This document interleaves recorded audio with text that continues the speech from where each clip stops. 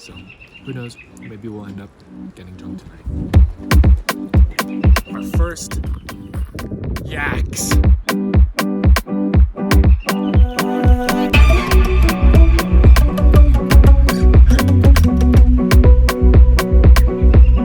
Veg fried noodles and dukar pokeri. Namaste, good morning. Today is the 4th day of hiking here in the Annapurna circuit, and we are just leaving the town of Chame. It was a really quite big town, and there's a festival last night, so everyone was in the streets dancing and singing, and it was really, really sweet.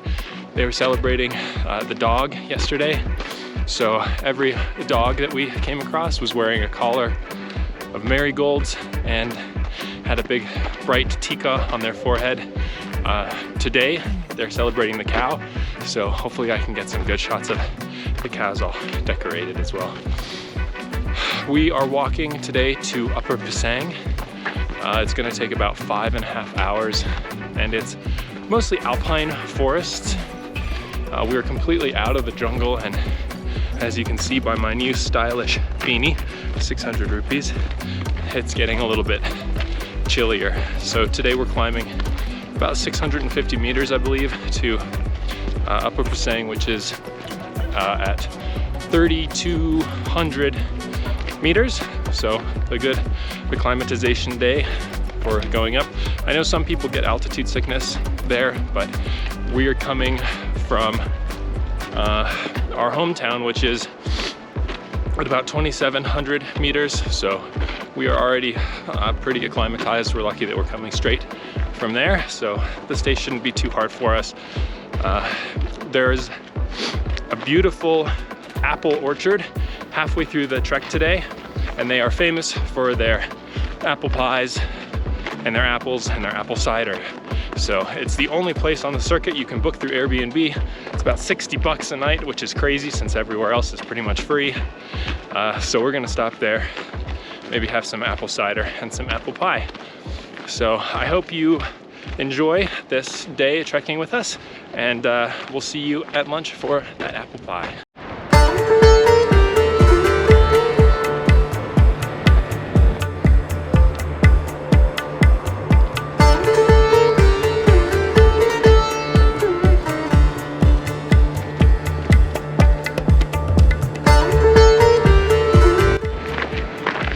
We are just walking into Bratang, something like that. And this is the biggest apple orchard we've seen since we've been walking. And it looks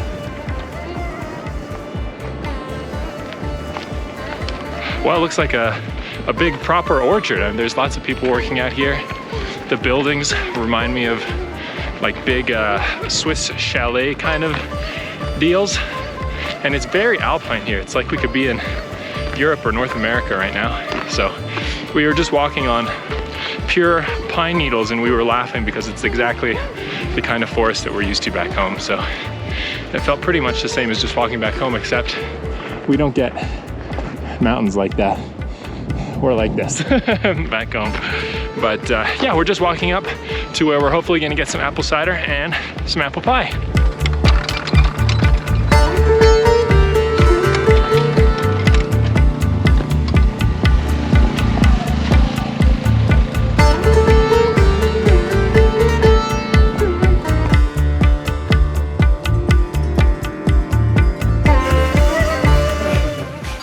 Again, the apple pie is more like a empanada. And this time, it's cooked inside, and it's delicious, with powdered sugar and cinnamon. And we're sitting in this most amazing A-frame. It's really out of place here. I don't know if you can see that. Yeah. And everyone has just stopped for a break, so very lively.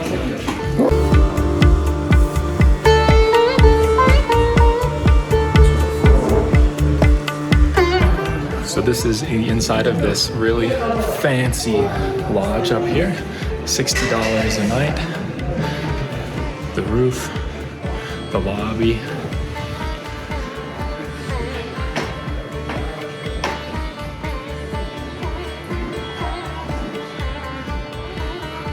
So it's quite beautiful,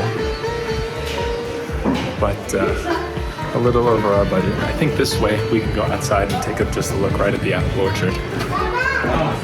So behind me, that's the massive orchard that all of these beautiful apples are coming out of. And man, if you're here, I would definitely stop for an apple pie or an apple anything, apple donut, apple juice, anything apple. It's like an apple wonderland out here. So there we go. There's also this big, beautiful bar with this big Riverstone fireplace. Nice place to sit, have some apple cider at the end of the day. There's a yak right there.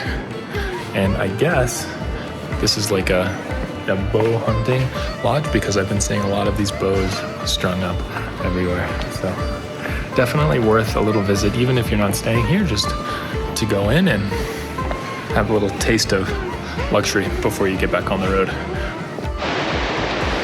All right, setting out again. Tummy's full of apples. Back on the road, and this section of the road is just cut right into the side of the cliff. There's the drop off, and it goes straight down to that river. I think we have another maybe an hour on the road, and then we're going to be in the pine forest. So see you there.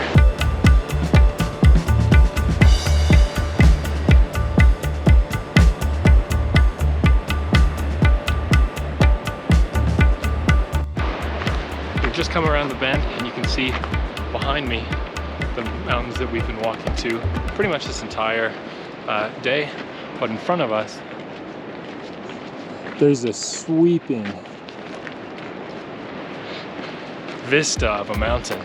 And I can't remember the name right now of this particular mountain, but I know that in some Nepali thought that once you die, you have to ascend this mountain in order to get to heaven or to get to wherever you're going after you die. So I can see why they would believe that, because this mountain is just absolutely momentous. It's monumental. I don't have a word to describe it. But there it is again. And we'll be walking in its shadow all day.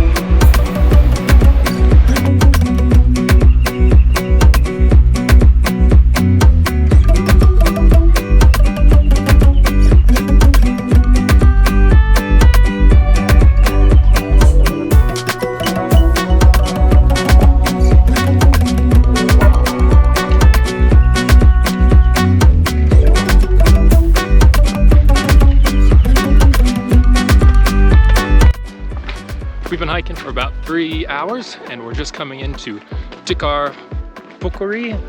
I don't think I said that right at all, so my apologies. But it's only been about 3 hours of hiking. We're making extremely good time, even with our apple pie break. So we're coming into this beautiful little town. We're leaving this mountain behind us, and I think it's about an hour and 15 minutes to Upper Pisang from here. I think we've been warned to brace for a challenging ascent.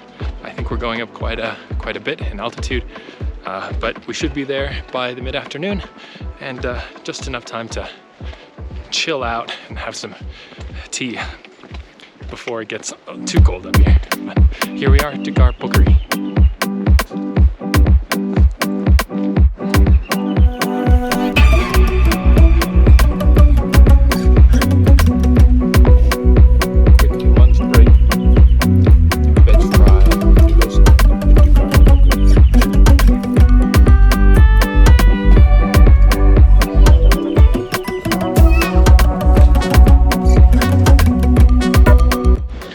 Hey guys, shameless plug here. I actually wrote a guidebook for the Annapurna circuit so that you can do it with no guide, just like we did.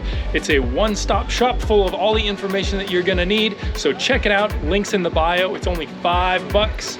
Thanks a lot. Let's get back to the video. Leaving Dukari Pokuri after lunch, and we are walking through the rest of the town, and it's kind of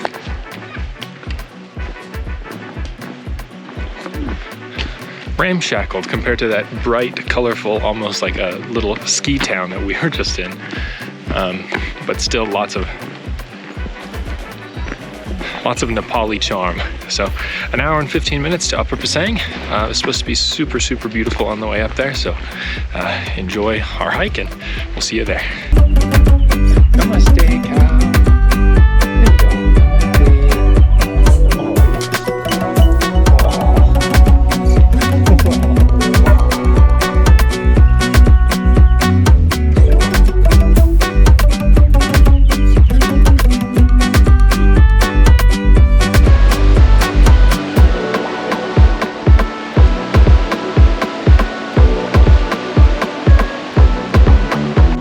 To walk over our first wooden bridge of the trip, and I can tell you it looks a little bit sus because here's the bridge right here, but you can see there used to be a suspension bridge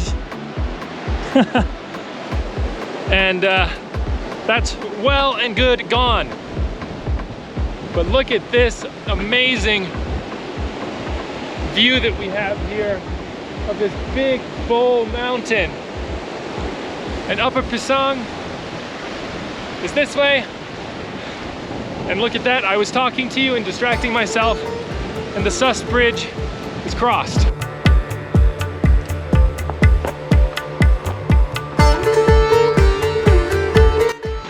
We just passed a sign that said we are 25 minutes from Upper Pisang, and the terrain has drastically changed from tall pines to scraggly junipers, which we're very familiar with in the Rocky Mountains of the United States. So walking along here kind of looks just like home, except of course for the mountains, but you can really tell that we are going up and up in elevation. A lot of people are going to go down to Lower Pisang, and some people will get altitude sickness even here, so we're going to be fine. And it's nice that we get to acclimatize a day at Upper Pisang, which is at 3,600 meters. We're also going to take a rest day there just because we have the time to do it, and it's a really beautiful place to just hang out for a day. So we are walking on terrain like this, small pine, shrub pine. This is a mountain mahogany. And we have lots of this juniper here too. And we've been smelling, as we've been walking through these little towns, they're starting to burn juniper, which has an extremely distinct smell that is very close to my heart because it just reminds me of home. But it's nice that they're burning it all here, and we get to smell it even out here in Nepal. So we're almost there. I'll keep you posted, and I will show you guys coming up and into the town.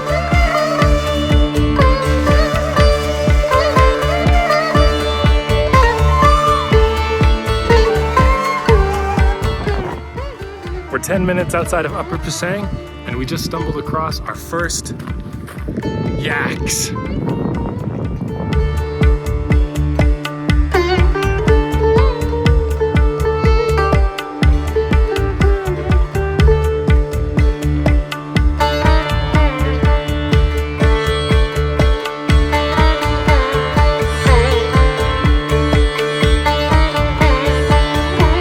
Glimpse of Lower Pisang. Down by the river.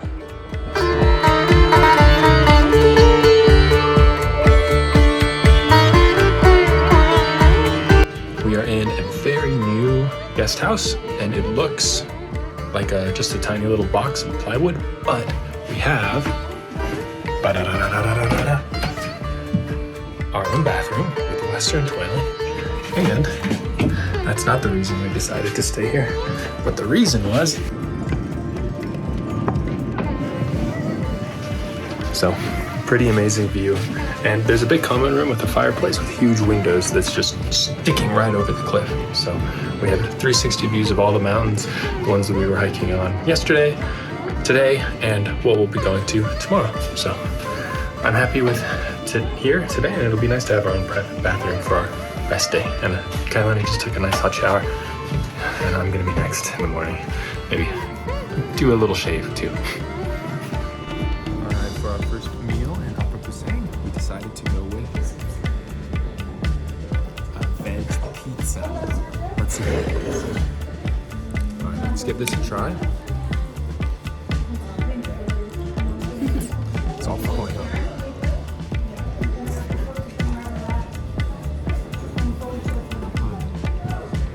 Actually not bad. It's got a thick, fluffy crust. And there's so many veggies, you can't even really taste the cheese. Maybe a little bit of hot sauce and it should be perfect. But really nice place to enjoy pizza.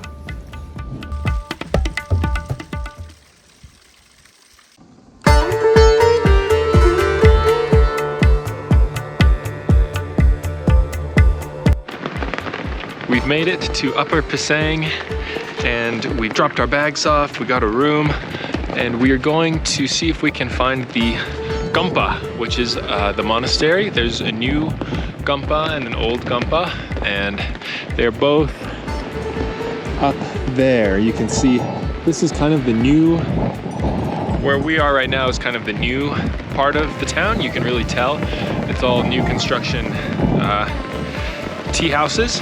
But as we go farther up the hill, whew, the elevation is starting to kick in.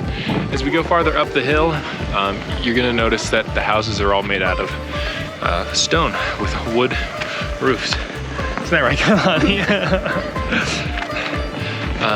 So yeah, so walk with us up there and we can show you the old monasteries. So now we're in the old part of Upper Pisang as we're walking up. And you can see how these old buildings are created just by stacking these stones together. And it's just these old timbers in wood. And you can see how old and kind of disrepaired this is. It's probably from the 2015 earthquake. But it still has such an amazing charm to it, and it's all still lived in. So that lower part is where we're staying at our guest house, but there are also guest houses up here that you can stay at. There's another group over there, but it's very peaceful up here, and there's many apple trees growing too. I think we're right perfect at the frost line where these apples can be harvested.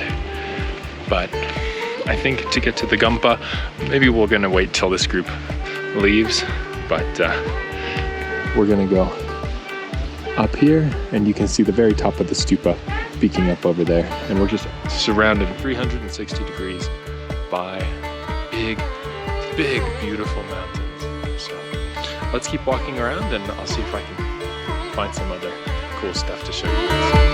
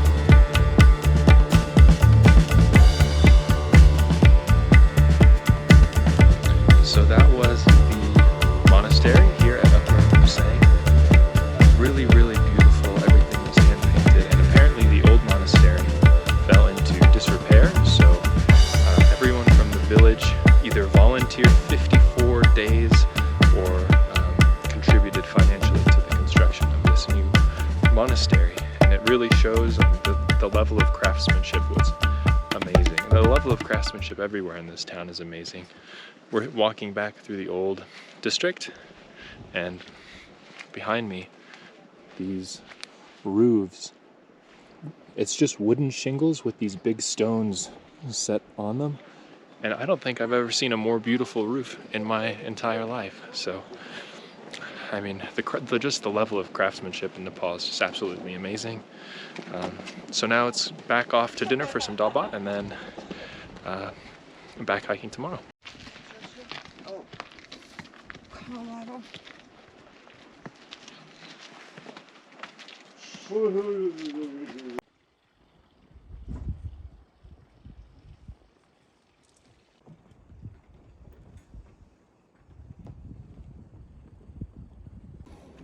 So we just ordered some apple cider.